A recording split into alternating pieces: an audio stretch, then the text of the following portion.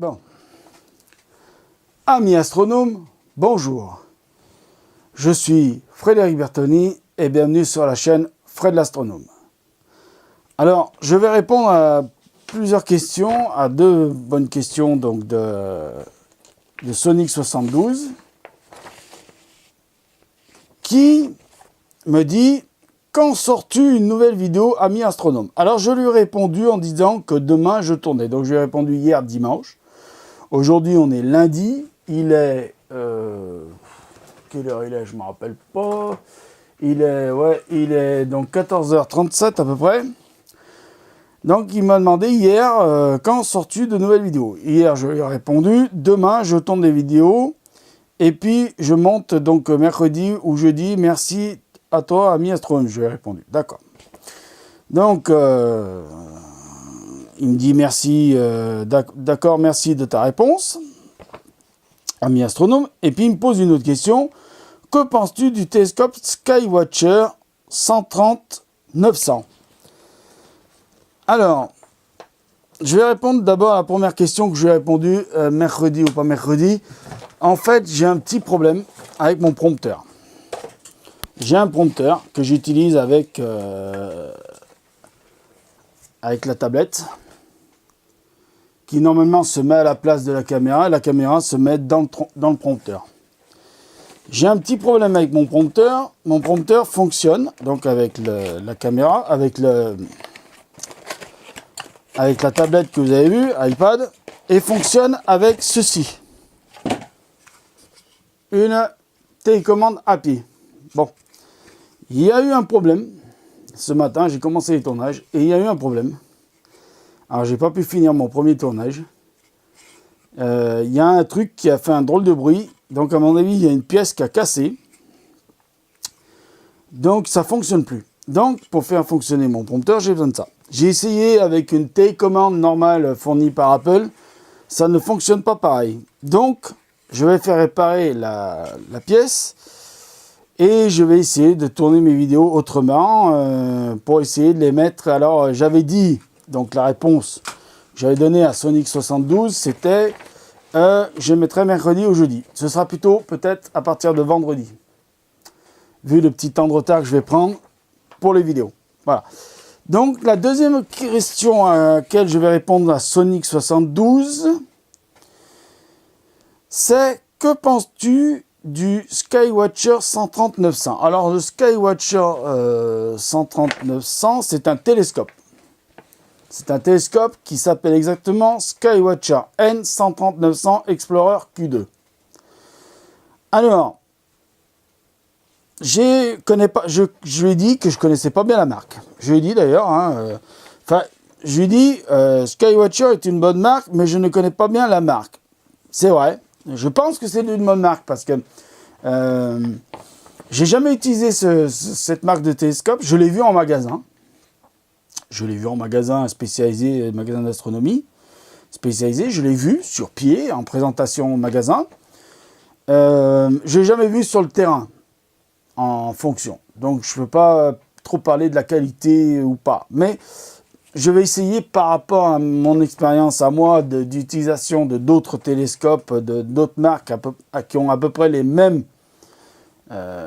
caractéristiques, parce qu'il y a d'autres marques de télescopes qui ont les mêmes caractéristiques que celui-là. Donc, je vais te répondre par le fait c'est bien et pas bien, ce genre de télescope. Pourquoi? Bien à une seule condition: que tu connaisses bien la voûte céleste, que tu aies une bonne lecture de la voûte céleste, que tu sais te repérer par rapport aux constellations. Parce que je vois que c'est un télescope qui n'est pas motorisé.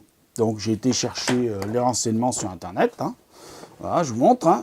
Oui, c'est ce genre de télescope. Alors l'image est un peu trouble. Là, on va essayer de le rendre plus... Voilà, c'est ce genre de télescope, vous voyez, avec une monture, tout ça. Une monture qui est une monture... Oula, ça y est, j'ai un trou de mémoire.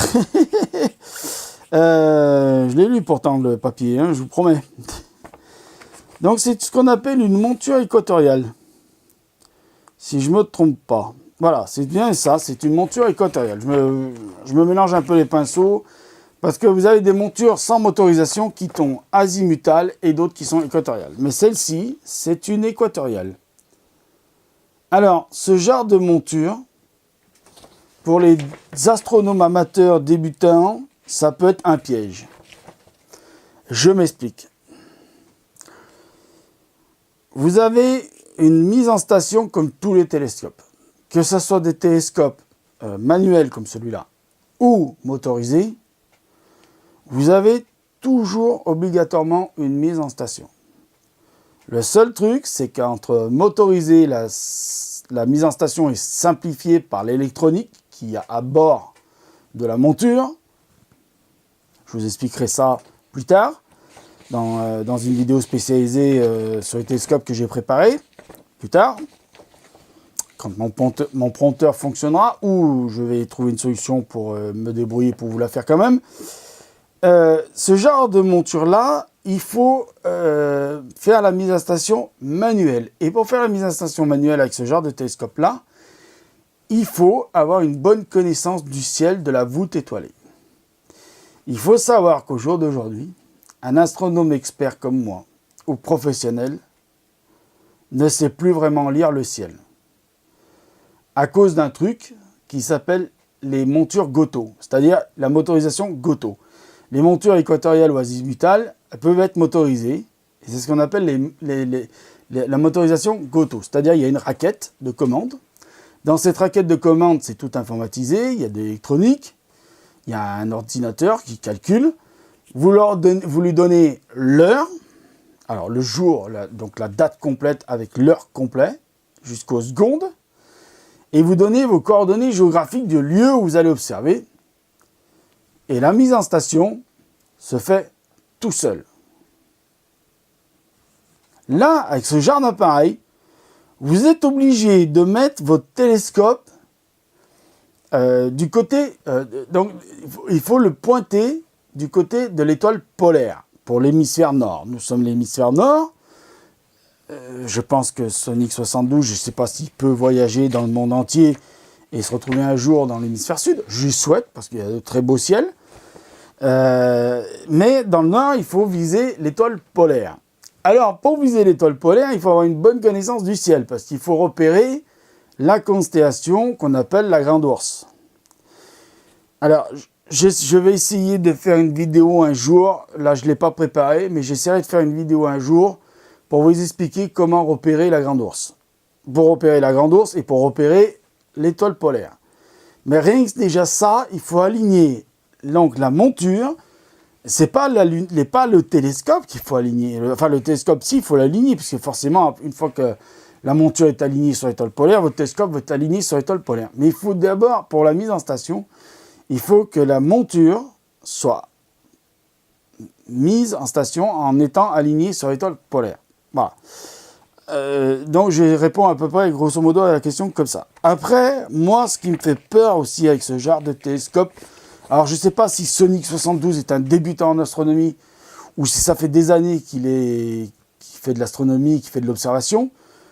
Si c'est pour faire de l'observation pure, comme on appelle nous en astronomie, c'est-à-dire juste mettre l'œil à l'oculaire et jamais mettre un appareil photo ou jamais mettre une caméra spécialisée astronomique dedans, ce genre d'appareil peut très bien convenir pour ça. Voilà. Parce que, bon, après, moi, ce qui me fait un peu peur, c'est pas vraiment la longueur focale qui est de 900, c'est le diamètre de ton miroir primaire dans ce télescope. Attention de ne pas prendre des miroirs trop petits. Alors, je sais, vu le prix là qu'il le vend, alors je sais pas combien tu l'as trouvé toi sur internet, mais là, chez astroshop.eu, ils le vendent 259 €. Je comprends pourquoi tu t'intéresses à ce genre de télescope, parce que c'est un télescope qui n'est pas très cher. En plus, c'est un télescope, le tube, c'est un type Newton. C'est un Newton. Donc, c'est un réflecteur à Newton. Donc, l'ouverture étant 130 mm, ton miroir, il ne fait pas 130 mm. C'est l'ouverture qui fait 130 mm. Le miroir, à mon avis, ça doit être un 120. Ça doit être un 120. Donc, moi ce genre de télescope, je ne vais pas dire que je ne le recommande pas. Puisque l'astronomie, il faut faire selon ses moyens. Et bien souvent, on n'a pas toujours les moyens de se payer des gros télescopes.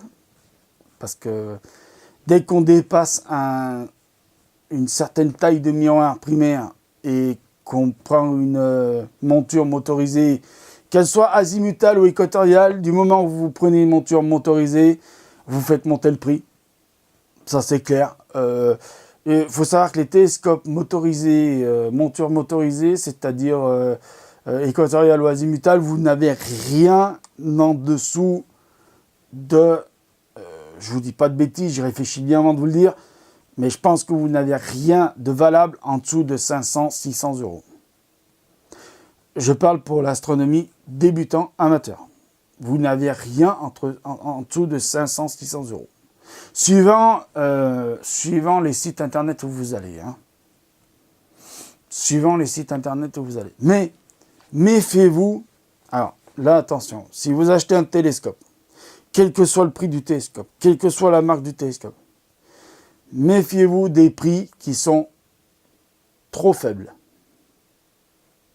Je m'explique. Par exemple, le télescope Skywatcher N130-900 Explorer EQ2. Alors, EQ2, c'est le type de la monture. À 259 €, c'est un très bon prix.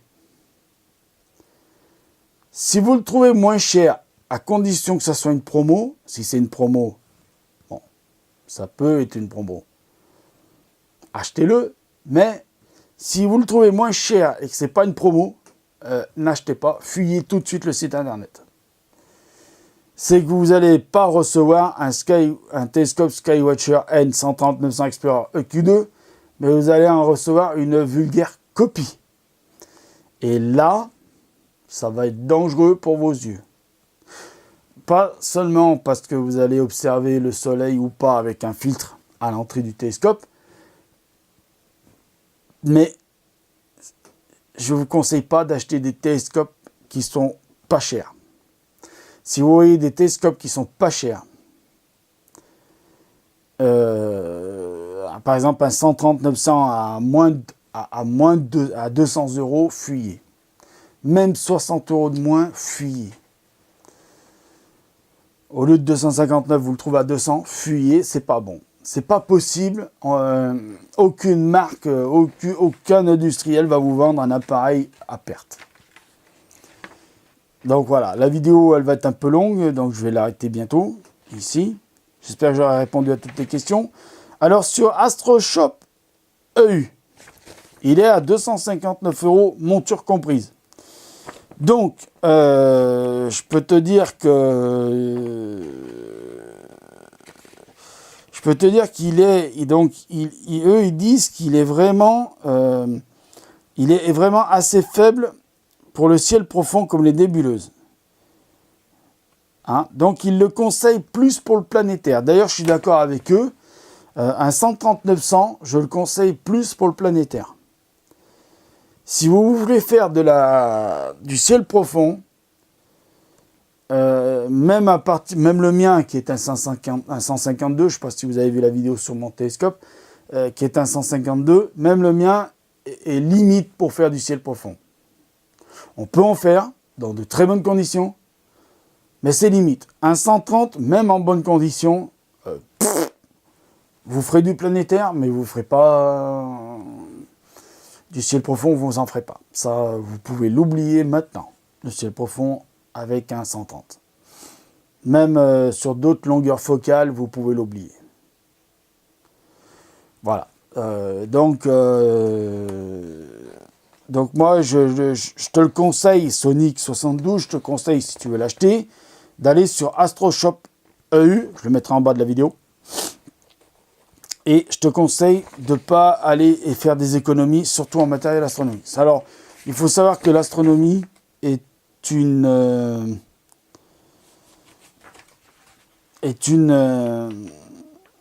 passion qui coûte cher. Voilà, il faut le dire, il faut que vous le sachiez, c'est une passion qui coûte cher. Donc voilà, j'ai pris le temps pour faire cette vidéo parce que je voulais répondre clairement à la question. J'espère que j'ai répondu. Après, moi, pour vraiment parler de la marque Skywatcher, j'ai vu leurs produits en magasin. J'en ai jamais acheté, j'en ai jamais utilisé.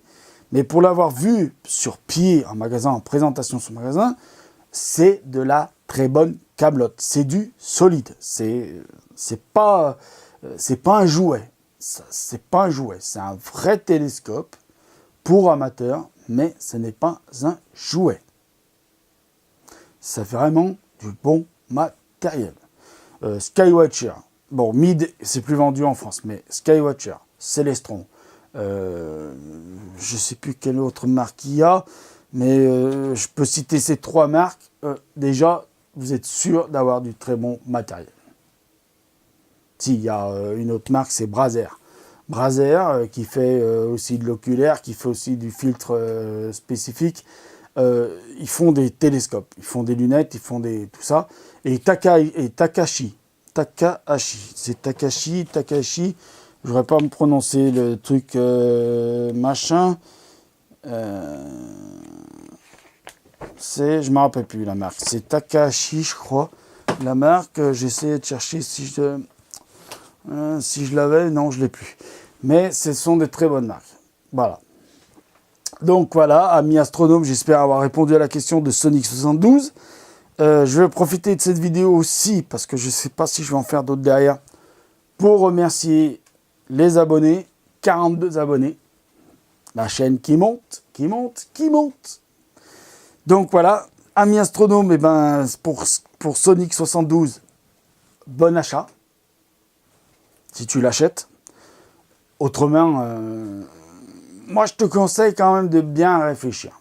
Voilà. Réfléchis, pèse le pour et le contre. Et je vais vous dire, amis astronomes, salut, à bientôt, mettez l'œil à l'oculaire. Et comme d'habitude, mettez des petits pouces en l'air, mettez des petits pouces en bas, mettez des commentaires, abonnez-vous et merci de m'avoir regardé. C'était Frédéric Bertoni sur la chaîne Fred Astronome et mettez l'œil à l'oculaire parce qu'il y a plein de choses à voir. Salut!